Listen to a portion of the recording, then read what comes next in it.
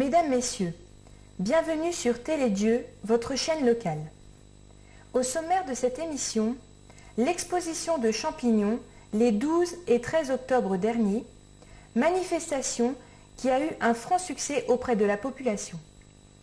L'OCL et l'Association des mycologues de Lorraine étaient à l'initiative de cette opération. Et puis, gros plan sur un artiste pas comme les autres. Ses œuvres sont à base de pierres ramassées au bord de l'eau, et de ces pierres, il fait naître des formes qui se rapprochent de la réalité. Nous l'avons suivi pour vous lors de ces pérégrinations. Et pour finir, quelques images du prix décerné aux élèves de CE1 de Dieu au Festival international de géographie qui s'est tenu à Saint-Dié.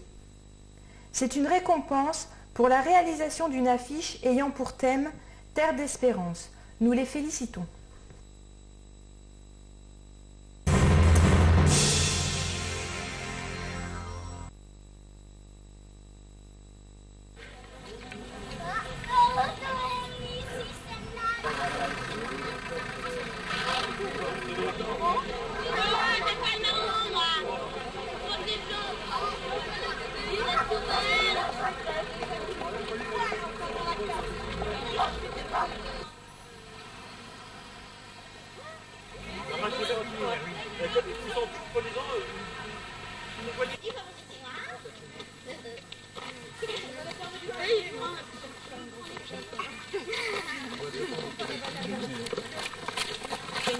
Et ceux qui ont des couteaux pointus, vous les mettez dans votre panier.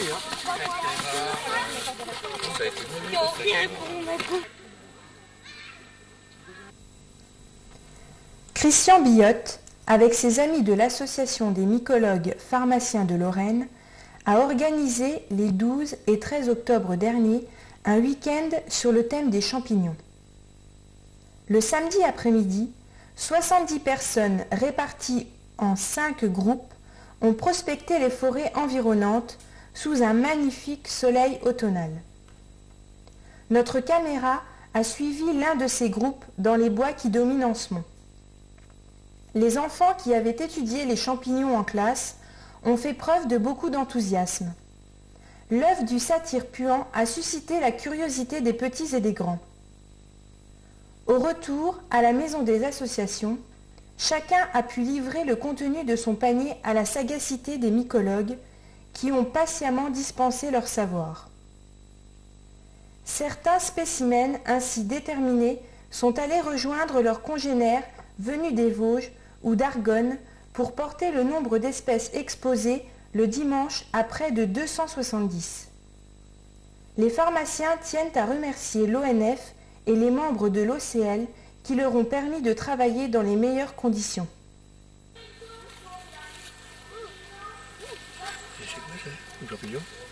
C'est la l'a dit tout à l'heure, mais...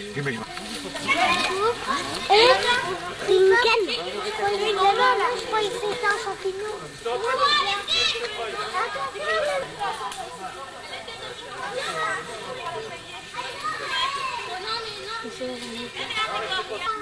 On en attrape. Mais c'est mieux que tu... Quand on voit ceux-là, c'est bien pas, les trompettes sont pas si, quand on voit ceux-là, c'est que les trompettes sortent à peu près juste après. Tant qu'on les a pas vus.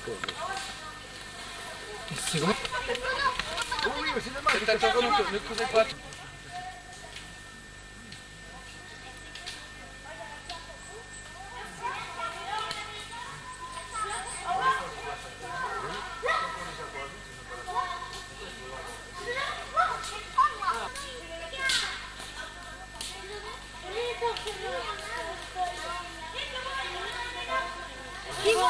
Et on blanc. Ah, regarde. 1, 2, 3. Vous avez déjà vu un comme ça? Ouais. Gaspard, ouais. Il a rien vu. Ah ouais, je sais pas si j'avais quelque chose. J'en ai un dans la main. J'en ai pris là. Là, il y en a. Regarde. Oh non, c'est pas la peine. Je suis devant. La trace. Je suis devant. Ah, ça vaut le coup, ça. Monsieur. Ah, on les a déjà pris. Prenez, oui. Hein? On va voir si y a des méthodes. Un pied, là. C'est pour un rond, oui.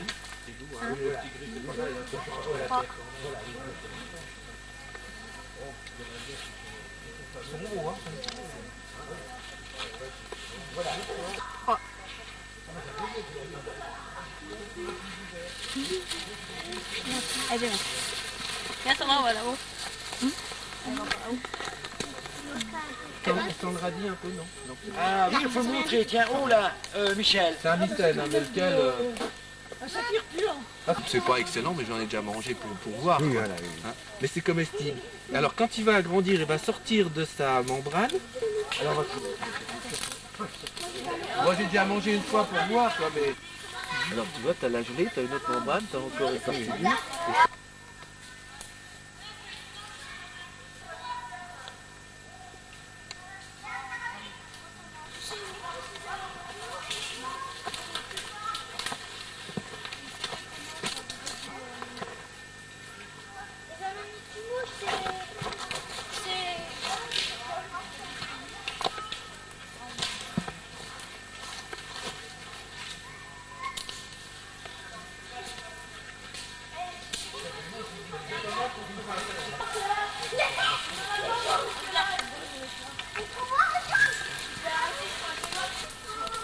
On a des bébés là. Ils sont Ils bons sont à manger, mangés. ceux-là. Là. Ah, t'es crado!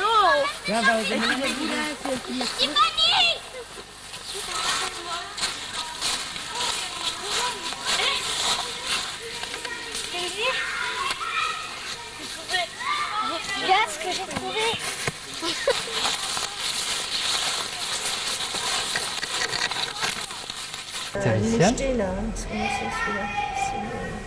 Bon, alors là, on a un champignon. Dans le champignon, il faut déjà regarder son allure générale. Hein. Donc là, on a un pied assez lancé. Bon, un chapeau bien délimité. Ensuite, on va le retourner et regarder ce qu'il y a sous le chapeau. Là, on a donc des lames, puisqu'il y a des champignons qui ont des pores, comme les bolets. Et là, on a un champignon avec des lames. Ensuite, on va regarder comment les lames s'insèrent sur le pied. Vous voyez que les lames vont s'arrêter un petit peu avant le pied. On appelle ça des lames libres.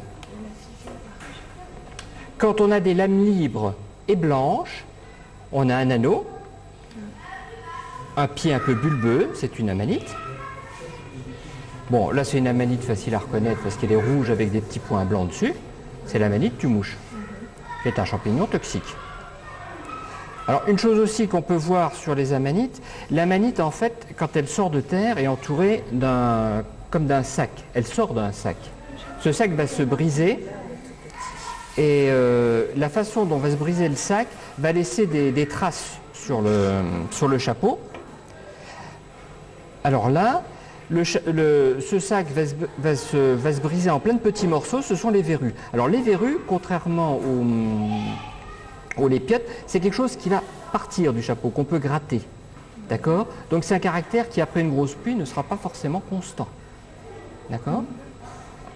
Donc là, on a une amanite, un chapeau rouge, des petites verrues blanches comme ça posées sur le chapeau, un anneau, c'est l'amanite tumouche. C'est un champignon assez facile à reconnaître.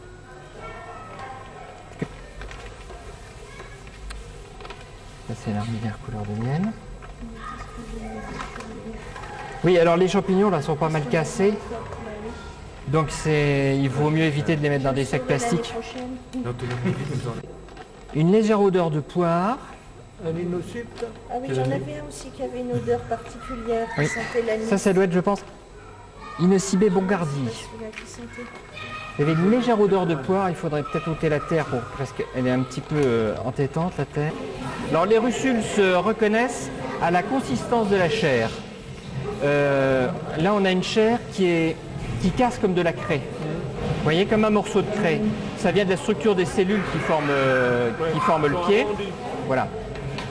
Alors une fois qu'on a reconnu ça, il faut vérifier si le champignon ne fait pas de lait. Alors s'il ne fait pas de lait, c'est une russule. S'il fait du lait, c'est un lactaire. Ensuite, c'est un champignon qui rougit légèrement. On voit des traces de rougissement. Et après ce rougissement, on a un noircissement. Hein? C'est donc la russule noircissante. Russula nigricans en latin. C'est un champignon assez facile à reconnaître. Ah, attendez, c'est quoi ça? C'est dommage qu'il n'y ait pas de mycène pur. Il y a pas de... Si, il y en a eu des mycènes. Des mycènes, j'en ai. Un mycène pur. Si vous La voulez. mycène, Ça, c'est le chitocybe inversé. bah, j'ai pas mis les lunettes. Ça, c'est un bon. Je vais pas pouvoir les manger ce soir. Hein. Alors ça, c'est un agaric Ah oui, qui la vient dans galette. les bois et qui est rougissant. Hein?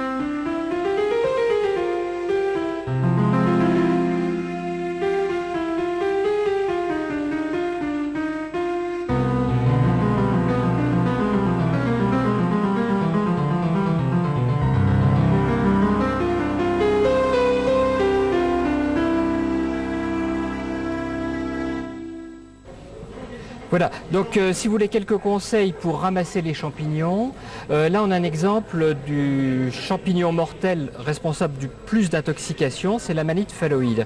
On la reconnaît au fait qu'elle a à son pied un sac. Donc pour reconnaître ce champignon, il est impératif de prendre un couteau et d'aller bien chercher ce sac en terre. Donc si vous voulez ramasser des champignons, il faut toujours prendre le pied en entier. C'est très important. De plus, il faut éviter que le champignon se casse lors de la cueillette et il faut absolument éviter les sacs plastiques.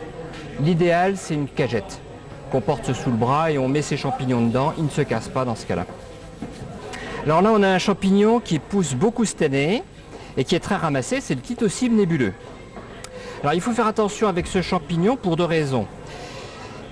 D'abord, il est très facile à confondre avec l'antholome livide. C'est dommage, on n'en a pas à l'exposition ce coup-ci. Donc en cas de doute, allez voir soit son pharmacien, soit un bon connaisseur de champignons. De plus, ce champignon n'est pas digéré par tout le monde. Il peut provoquer des embarras gastriques chez pas mal de personnes. En tous les cas, il ne faut pas le consommer en trop grosse quantité. Donc un mot sur la consommation des champignons et de l'alcool. On en parle beaucoup. En fait, il y a surtout un champignon qu'il ne faut pas consommer avec de l'alcool, c'est le coprin noir d'encre. Moi, personnellement, je déconseillerais tout bonnement de le conseiller. On peut le confondre avec le coprin chevelu, qui lui peut se consommer avec de l'alcool et qui est très bon.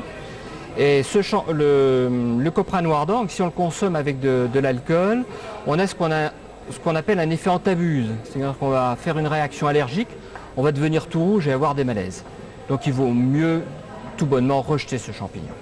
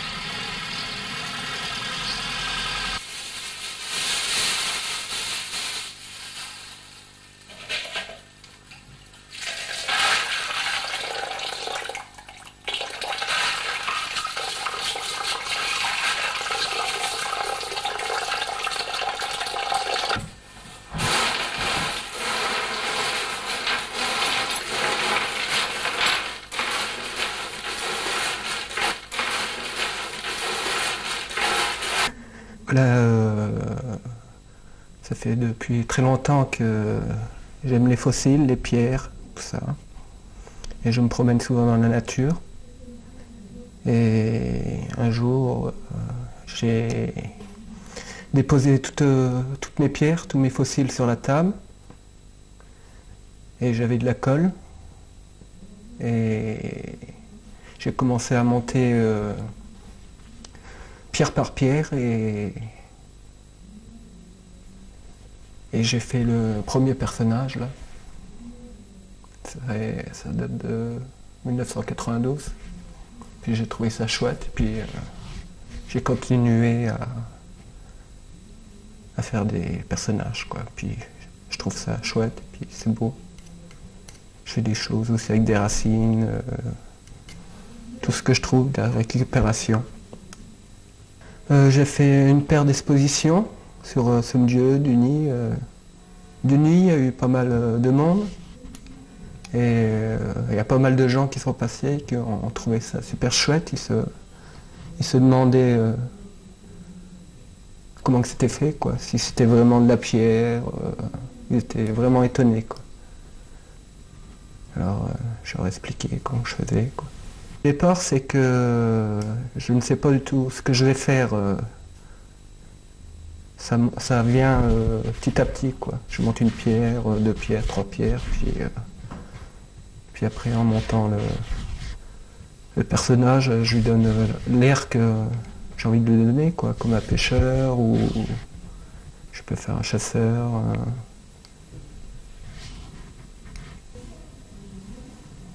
Et ça peut durer 1 mois, quoi, pour faire une statuette, quoi.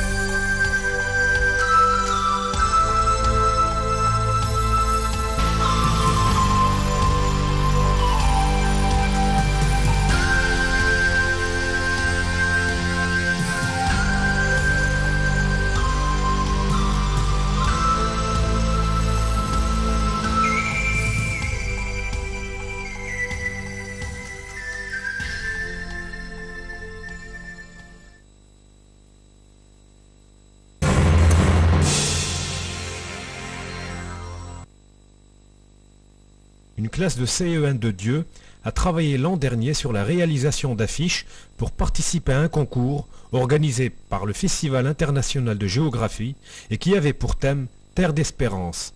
5 élèves ont eu l'heureuse surprise de voir leur travail primé. Le 5 octobre, ils se sont rendus à Saint-Dié pour recevoir officiellement cette récompense. Félicitations à nos jeunes talents et aux institutrices qui les ont aidés et conseillés avec compétence.